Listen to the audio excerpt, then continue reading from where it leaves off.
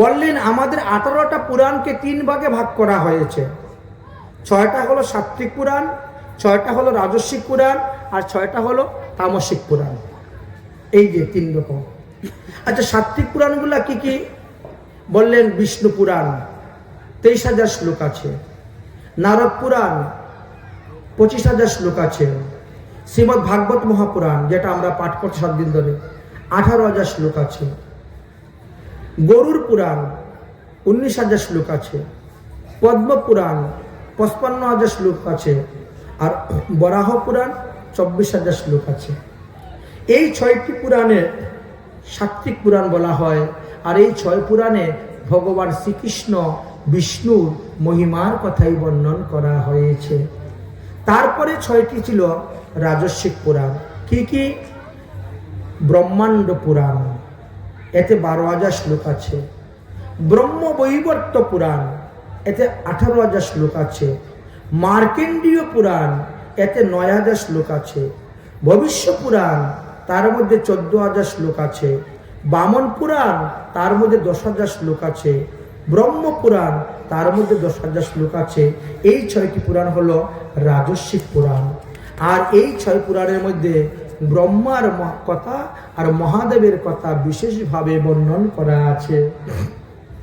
তারপরে 6টি হলো তামসিক পুরাণ, অর্থাৎ মৎস্য পুরাণ 14,000 শ্লোক, কুর্ম পুরাণ 17,000 শ্লোক, লিঙ্গ পুরাণ 11,000 শ্লোক, শিব পুরাণ 24,000 শ্লোক, স্কন্দ পুরাণ 81,000 শ্লোক, অগ্নি পুরাণ 15,000 শ্লোক।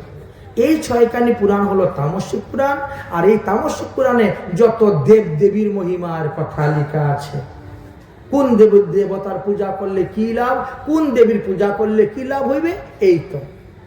এখন যে ব্যক্তি যে ধরনের পুরাণ পড়ে তার সেই রকম জ্ঞান হয়, সেই রকম ভাব হয়, সেই রকম ভক্তি হয়, আর সে সেই দেবতা নিয়েই মেতে থাকে। এই হয়েছে মূল কারণ। এই যে 18টা পুরাণ আছে না, 18টা পুরাণের সঙ্গে আবার 18টা উপপুরাণও আছে। তখন ঋষিগণ বলছেন, আপনি যে 18টা পুরাণের মধ্যে মার্কিন্ডীয় ঋষির কথা বললেন, মার্কিন্ডীয় ঋষির কথা একটু আমরা শুনতে চাই, আপনি বলুন। বলেন মার্কেন্ডীয় ঋষির বাবার নাম ছিল মৃকেন্ড ঋষি এবং তিনি কাশীতে বাস করতেন। বিবাহিত জীবনে বহুদিন গত হয়ে গেছে, কোনো সন্তানাদি জন্ম হচ্ছে না। এই জন্য এক সাধুর কাছে গিয়ে বলছে, সাধু বাবা বলো তো কি করলে আমি সন্তান লাভ করতে পারবো? সাধু বলছে, তুমি কাশীতে বাস করছো, মহাদেবের কাছে যাও। মহাদেবকে গিয়ে বলো, কাশী রাজা হলেন মহাদেব, আমার কাছে কেন আসছো? ঠিক আছে, তাহলে বসে গেলেন মহাদেবের তপস্যায়। তপস্যা করে মহাদেবকে সন্তুষ্ট করে ফেললেন। মহাদেব বলছেন, হে মৃকেন্ড ঋষি, তুমি কেন আমার তপস্যা করছো? বলে, আমি একটি পুত্র সন্তান চাই। মহাদেব বলছে, কিরকম পুত্র চাও? সুপুত্র না কুপুত্র? তার মানে? বলে, মানে আবার কি? সুপুত্র যে সে তোমাকে আনন্দ দিবে কিন্তু তার পরমায়ু থাকবে কম, আর কুপুত্র যে সে তোমাকে সারা জীবন দুঃখ দিবে, জ্বালাবে, কিন্তু তার পরমায়ু থাকবে লম্বা দীর্ঘ। এবার তুমিই বলো, সুপুত্র চাও না কুপুত্র চাও? মৃকেন্ড ঋষি বড় চিন্তায় পড়ে গেলে, সুপুত্রই ভালো, আয়ু কমই হোক, সুপুত্র ভালো। ঠিক আছে ঠিক আছে, আমি সুপুত্রই চাই। তথাস্তু, তোমার একটা সুপুত্র হইবে, তার আয়ু থাকবে মাত্র 7 বছর। ভগবান অদর্শন। আচ্ছা, 7 বছর একটা বয়স হল আয়ু, চিন্তা করেন তো। এখন মৃকেন্ড ঋষির তো আর ঘুম আসে না, ছেলের আয়ু 7 বছর। 7 বছরে কি হবে? ক্লাস 1-2 ছেলে। কি সুখটাই পাবো বলেন তো? ছেলে আমাকে কি সুখ দিবে? সুপুত্র যে হলো, পুত্র তো হয়েছে পুত্রের মতনই, একেবারে পুত্রের মতনই পুত্র, মাতা পিতাতে, গুরুতে, ভক্তি, শ্রদ্ধা সব। কিন্তু তাপিও মনে শান্তি নেই। দিন বানতেছেন, এই তো 4 বছর হয়ে গেল, আর কদিন বাঁচবে? এই 5 বছর হয়ে গেল, এই 6 বছর হয়ে গেছে, আর 1 বছর আছে, ছেলে মরে যাবে। হ্যাপি বার্থডে করার কি আর মন আছে? সবাই তো হ্যাপি বার্থডে করে ছেলের। হ্যাপি বার্থডে টু, কিরে বল বল বল, মোমবাতি জ্বালাইয়া, ফু দিয়ে, নিবাইয়া, কেক কেটে কি আনন্দ করে। কিন্তু মৃকেন্ড ঋষির মনে সেই আনন্দ নাই। 7 বছর বয়সে ছেলে মরে যাবে। হ্যাপি বার্থডে করার আর দিন আছে, মন আছে? চিন্তা, ছেলের আয়ু কেমন করে বৃদ্ধি করব? আমার ছেলের জীবন থেকে 6টা বছর চলে গেছে, আর মাত্র 1 বছর বাঁচবে। ওই সাধুর কাছে আবার গিয়েছেন, সাধু বাবা তুমি কোনো বুদ্ধি থাকলে দেও না, আমার ছেলেটার আয়ু আর মাত্র 1 বছর আছে, কি করলে পরে ছেলের আয়ু বাঁচবে?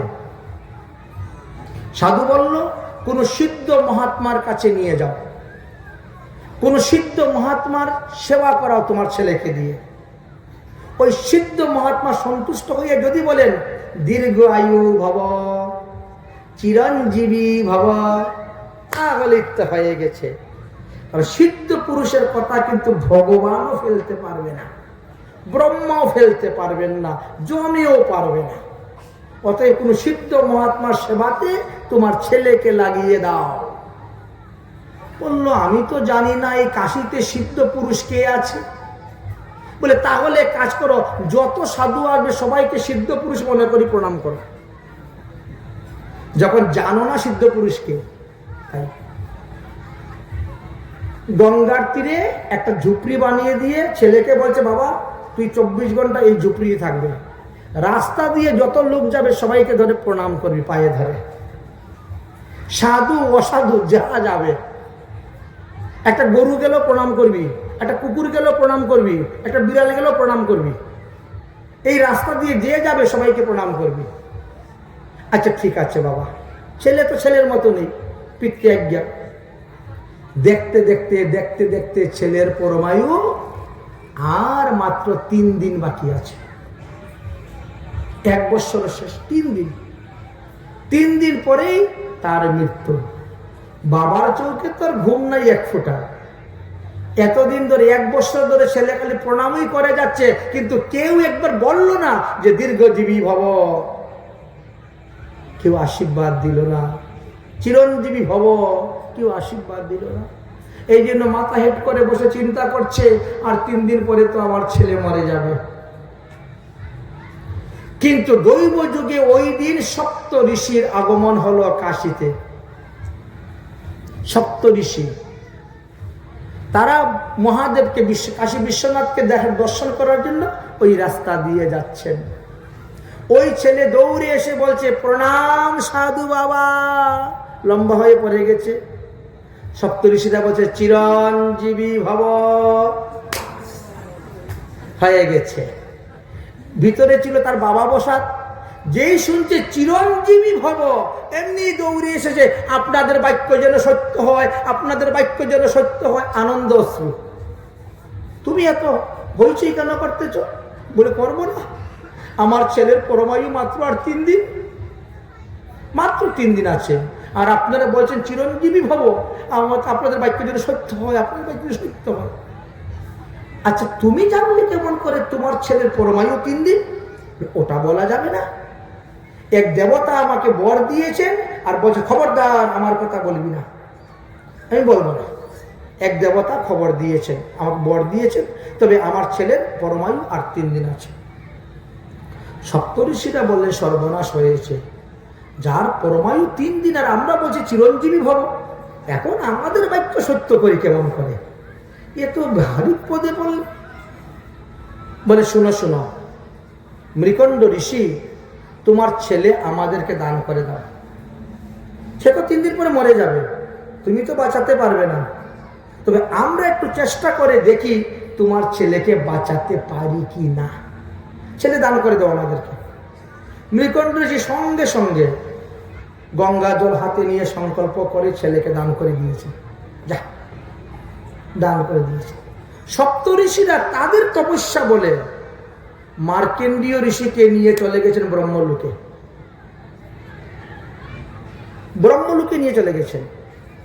গিয়ে ব্রহ্মাকে, পিতাজি প্রণাম। ব্রহ্মা বলছেন, চিরঞ্জীবী ভব। সপ্ত ঋষিরা বলে, আমরা বেঁচে গেলাম। বলে, কেন? বলে, দেখো পিছনে কে, এটা আবার কার বাচ্চা ধরে নিয়ে যাচ্ছিস? বলে, উনি মার্কেন্ডীয় ঋষি, মৃকণ্ড ঋষির পুত্র, তার পরমায়ু আছে আর মাত্র 2 দিন। একদিন তো যেতে সময় লেগে গেছে ব্রহ্মলোকে, তার পরমায়ু আছে মাত্র 2 দিন, আর আপনি বলছেন চিরঞ্জীবী ভব, এবং আপনি সামলান।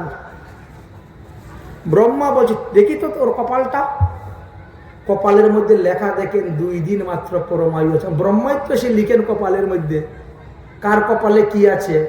আর আমরা যাই অ্যাস্ট্রোলজারের কাছে হাত দেখাইতে, হ্যাঁ আমার হাতটা দেখেন তো একটু, আমার হাতে কি আছে। আজ সকালে একজন গিয়েছে, দেখেন তো আমার হাতে কোনো ছেলে মেয়ে আছে কিনা। আর ছেলে মেয়ে তোর কপালে আছে লিখা, যার হাত নাই তার কি কপাল নাই, তার কি ভাগ্য নাই? আচ্ছা কোনো একটা ব্যক্তির হতে অ্যাক্সিডেন্ট হাত কেটে গেছে, তাই বলে কি তার ভাগ্যে কিচ্ছু নেই? তার হাত নাই, কপাল তো আছে, কপালের মধ্যে লেখা থাকে।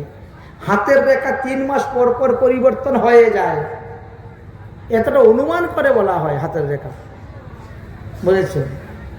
এইবার ব্রহ্মা বলছে সর্বনাশ হয়ে গেছে, আমি তো লিখেছি তার কপালে 7 বৎসর পরমায়ু আর মাত্র 2 দিন বাকি আছে, আর এখন আমিই বলছি চিরঞ্জীবী ভব।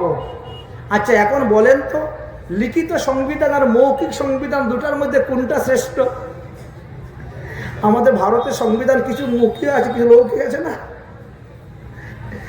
এখন লিখিত সংবিধান এত সহজে পরিবর্তন করা যায় না, মৌখিকটাকে পাল্টানো যায়, কিন্তু লিখিতটা। আর আমি লিখেছি তার কপালে পরমায়ু আছে 2 দিন, আর আমি আজকে তাকে বর দিচ্ছি চিরঞ্জীবী ভব। এখন তো ব্রহ্মা পড়ে গেছেন বিপদের মধ্যে, এখন কি করবেন? সপ্তঋষিরা বলেন একে বরটা দিল কে? ব্রহ্মা বলছেন মহাদেব বর দিয়েছে, আমি লিখেছি। আসল কথা বেরিয়ে গেল। এখন মহাদেবে দিয়েছেন বর 7 বছর পরমায়ু, আমিও তার কপালে 7 বছর পরমায়ু লিখে দিয়েছি, আর 7 বছর পরমায়ু পূর্ণ হওয়ার 2 দিন বাকি আছে।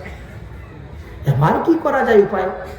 এক কাজ করো সপ্তঋষিগণ, তোমরা ওই ছেলেটাকে পিছনে পিছনে নিয়ে কৈলাসে যাও, তারপরে আমি দেখছি কি করা যায়। সপ্তঋষিগণ ওই মার্কেন্ডীয় ঋষিকে নিয়ে কৈলাসে রওনা হলেন। গিয়েই দেবাদিদেব মহাদেব প্রণাম। মহাদেব বলছেন চিরঞ্জীবী ভব। ব্রহ্মা হাসতেন, বা আমি বেঁচে গেলাম। কেন? তুমি বাঁচার মরার কি আছে? বলে বলবো না, তুমি তোমার মুখেই বলছো এই ছেলের পরমায়ু 7 দিন, আর মাত্র 1 দিন বাকি আছে, আর আজকে তুমিই বলছো চিরঞ্জীবী ভব। মহাদেব বলে সর্বনাশ হয়ে গেছে, নিজেই তো বৈশ্য বর দিয়েছিলেন যে তোমার ছেলে হবে 7 বছর পরমায়ু, আর সেই ছেলে এসেছে পরমায়ু মাত্র আর 1 দিন বাকি আছে। ব্রহ্মা বললেন আমার এখন টেনশন শেষ, তুমি বলেছিলে বলে আমি লিখেছিলাম, এখন তুমি তোমার সামলাও। মহাদেব বলছে তাহলে আমার কাছে রেখে চলে যাও, যা করার আমি করব। মহাদেব বলছে শোন মার্কেন্ড, আমি তোকে আসন শুদ্ধ করে দিচ্ছি, আসন শুদ্ধ করে দিচ্ছি, ওই আসনে বসে হরিনাম জপ করতে থাক, আসন ছেড়ে উঠবি না। তোকে আসন ছেড়ে উঠার জন্য বাঘ আসবে, সিংহ আসবে, সাপ আসবে, ভূত আসবে, প্রেত আসবে, আগুনের লুক্কা আসবে, বড় বড় পাথর বৃষ্টি হবে, শিলা বৃষ্টি হবে। খবরদার আসন ছেড়ে কিন্তু উঠবি না, আসন ছেড়ে উঠলেই তোর মৃত্যু, আমিও তোকে বাঁচাতে পারবো না। তবে ভয় পাইস না, আমি কিন্তু আড়ালে লুকিয়ে আছি, ভয়ও পাবি না, আসন ছেড়ে উঠবি না, ভগবানের ভজন জপ করতে থাক, হরিনাম জপ করতে থাক। মহাদেব দিলেন একটা বুদ্ধি, দিয়ে তিনি পাশে শিবলিঙ্গ রূপে চুপচাপ বসে আছেন, শিবলিঙ্গ হয়ে বসে আছেন। ভয় করিস না, আমি কাছে আছি, দেখি কি হয়। এবার জপ করতে করতে তার মৃত্যুর সময় এসে গেছে, যমরাজা চলে এসেছেন তাকে নেওয়ার জন্য। এবার আসন থেকে তো তাকে নিতে পারছেন না, আসন তো মন্ত্রপুত করে সিদ্ধি করা, নিতে পারছেন না। কত ভয় দেখাচ্ছেন, বাঘ দেখাচ্ছেন, ভালুক দেখাচ্ছেন, সিংহ দেখাচ্ছেন, আগুন দেখাচ্ছেন, সর্প দেখাচ্ছেন, ও তোর আসন ছেড়ে উঠে দৌড় মেরে যায় না, আগে থেকে তো মহাদেব শিখিয়ে দিয়েছেন। এখন কিভাবে তাকে নিবেন? তখন কি করলেন, যমরাজা একটা রশি নিয়েছেন, এরকম নিয়ে এরকম পেঁচ দিয়ে ফান্দা গলার মধ্যে দিবেন, দিয়ে আসন থেকে টান মেরে নিয়ে চলে আসবেন, না হলে তাকে মারতে পারবেন না। ফান্দা তৈরি করে যখন মারিছেন গলার মধ্যে টান দিবেন, তখন ভুলে বাবা মুঝে বাঁচালো বলে শিবলিঙ্গ জড়িয়ে ধরেছে, পাশে শিবলিঙ্গ ছিল। মুলে বাবা প্রকট, এই যমরাজ এ কি করছো, একে আসন থেকে টেনে নিয়ে যাচ্ছ কেন? বলে তার মৃত্যুর সময়, তার এখন মৃত্যুর সময় যেন তেন কারণে মরতে হবে, আর ফাঁস লাগাই হোক, আর আগুনে পুড়ে হোক, আর জলে ডুবে হোক, আর গাড়ির তলে পড়ে হোক, তার মরার সময় এসে তাকে মরতে হবে যেন তেন। বলে তাই বলে তুমি রশি দিয়ে ফাঁস লাগিয়ে টেনে নিয়ে যাবে? কে বলছে তোমাকে? বলে কেন, ব্রহ্মাই লিখেছে তার কপালে 7 দিন পরমায়ু, 7 বৎসর, আর এই আজকে 7 বছর পূর্ণ হয়ে গেছে, তাই ব্রহ্মাই লিখেছে, তুমি লিখো নাই তো? না আমি কেন লিখবো, আমি তো কারো কপালে কিছু লিখি না। বরটা দিয়েছে কে? বলে আপনি তো বর দিয়েছেন। জমও কিন্তু কম নয়, আপনি বর দিয়েছেন, ব্রহ্মা লিখেছে, সুতরাং 7 বছর আজকে পূর্ণ, আমি এসছি তাকে নিতে, আমার জমের কাজই হলো যার পরমায়ু শেষ তাকে নিয়ে যাওয়া, তাই নিতে। বলে আমি বর দিয়েছি 7 বছর পরমায়ু, তো এটা তো আমার হিসাবে 7 বছর দিয়েছি, তোমার হিসাবে দিয়েছি নাকি? এই দেখেছেন কথাটা এখন কোন দিকে ঘুরাই দিলেন। আমি যখন এই ছেলেকে 7 বছর পরমায়ু বর দিয়েছি, সেটা আমার হিসাবে দিয়েছি, তোমার হিসাবে তো দেই নেই। বলে আপনার আবার হিসাব কোনটা? বলে জানিস না, আরে মানুষের 365 দিনে 1 বছর হলে দেবতাদের হয় 1 দিন। আবার হিসাব দেখেন, মানুষের যদি 365 দিনে 1 বছর হয়, দেবতাদের 1 দিন, সেই হিসাবে গণনা করে দেখ। আর দেবতাদের 365 দিনে যা হয়, ব্রহ্মার তো তাতে আরো।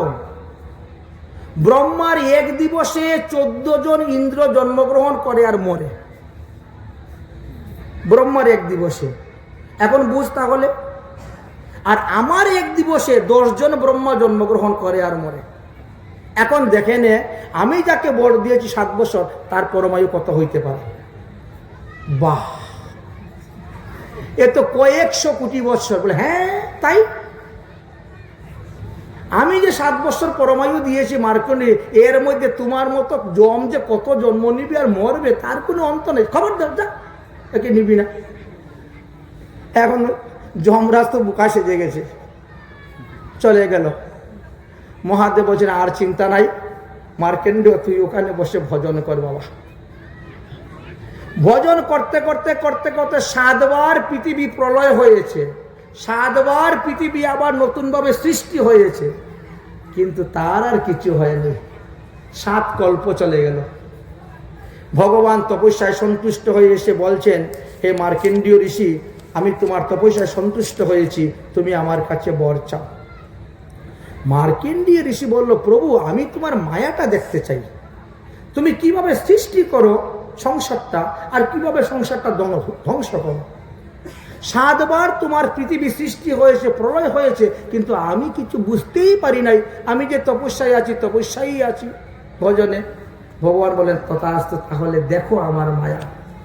ভগবান অন্তর্ধান হয়ে গেলেন, মুষলধারে বৃষ্টি হয়ে গেল, সমস্ত পৃথিবী জলে পরিপূর্ণ হয়ে গেল। তিনি মাত্র একা, মাথার থেকে জটা ছিঁড়ে ফেলেছেন, জটার উপরে বসে আছেন। হঠাৎ করে দেখে সামনে একটা বটগাছ দেখা যাচ্ছে, তাহলে ওখানে গিয়ে একটু আশ্রয় নিব। বটগাছের কাছে গিয়ে দেখেন বট পাতার মধ্যে একটা শিশু শয়ন করে আছে। আহারে, এই শিশুটা যদি একটু কালে পাশ পরিবর্তন করে জলের মধ্যে পড়ে ডুবে যাবে। এই পৃথিবীতে যখন ওর কেউ নাই, আমি তার মা, আমি তার বাবা, আমি তাকে কুলে নিব। ঋষি যখন কাছে গিয়েছেন কুলে নিতে, শিশু তখন শ্বাস টান দিয়েছে, শিশুর নাকে দিয়ে ঢুকে গেছেন মার্কণ্ডেয় ঋষি। আর ওই শিশুর পেটের ভিতরে গিয়ে যখন পড়েছেন, তখন দেখেন ওটা আরেকটা ব্রহ্মাণ্ড। হাজার হাজার বাড়িঘর, লক্ষ লক্ষ গাড়ি ঘোড়া চলতেছে, মানুষ দোকানপাট খোলা হই হুল্লুদ। আবার কোন শিশুরই বাবা, যার পেটের ভিতরে এত বড় ব্রহ্মাণ্ড। 1 ব্রহ্মাণ্ড মহাপ্রলয় হয়ে গেল, আরেক ব্রহ্মাণ্ডের দিকে লীলা চলতেছে। ঘোরাফেরা করলো কয়েকদিন, বেশ আনন্দের সহিত দেখলো। আবার শিশু শ্বাস ফেলেছে, আবার নাক দিয়ে পরে জলের মধ্যে পড়ে গেছেন। জলে পরে আবার হাবুডুবু খাচ্ছেন, আবার সেই কারণান্বব জলে পড়ে গেছে। এইভাবে 7 বার টেনে নিয়েছে ভিতরে, 7 বার ছেড়েছেন। দেখলে তো আমার সৃষ্টি আর প্রলয়, বলে না খেলেছ বিরাট শিশু, একটা গান আছে না বিশ্বলয়ে, কি একটা আছে গান, নজরুল গীতি না কি জানি ছিল, নজরুল গীতি না রবীন্দ্রসঙ্গীত, নজরুল গীতি ছিল, খেলেছ বিশ্বলয়ে বিরাট শিশু আনো মনে, একটা গান ছিল। যাই ওই এটা কিন্তু মিলে যাচ্ছে, ওই গানটার সঙ্গে কিন্তু মিলে যাচ্ছে। এই হলো ভগবানের লীলা। যাই হোক, এইভাবে করতে করতে শ্রীমদ্ ভাগবত মহাপুরাণ আমাদের বিশ্রামের পথে এসে গেছে। আমরা এখন 7 দিন যাহা যাহা পাঠ করেছিলাম, এই 7 দিনের পাঠ সংক্ষেপে বলবো। এইটা যদি আপনারা শ্রবণ করেন তাহলে 7 দিন ভাগবত পাঠের ফল লাভ করতে পারবেন। বুঝতে